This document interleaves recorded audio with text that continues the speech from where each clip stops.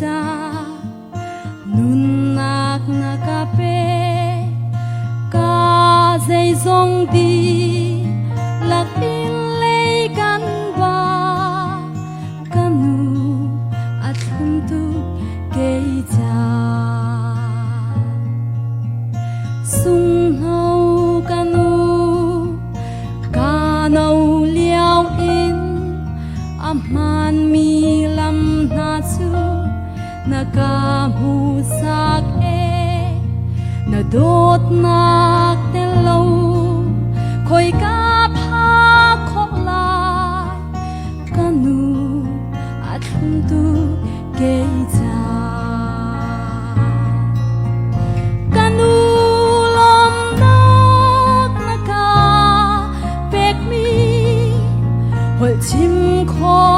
leng an si e boy pa ni kha chua in pe câu se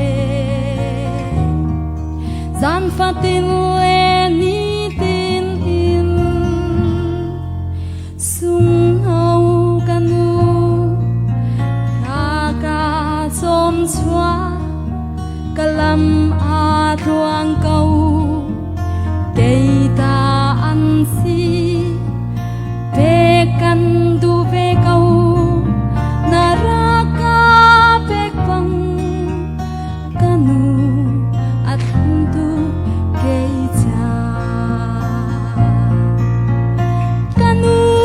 lam nak na ka pek mi hol chim kho leng an si e boy pa ni kha chua in pe câu se gian pha tin le ni tin in sung hau kanu na ka chom chua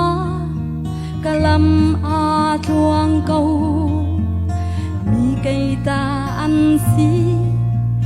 về căn du về câu na ra ka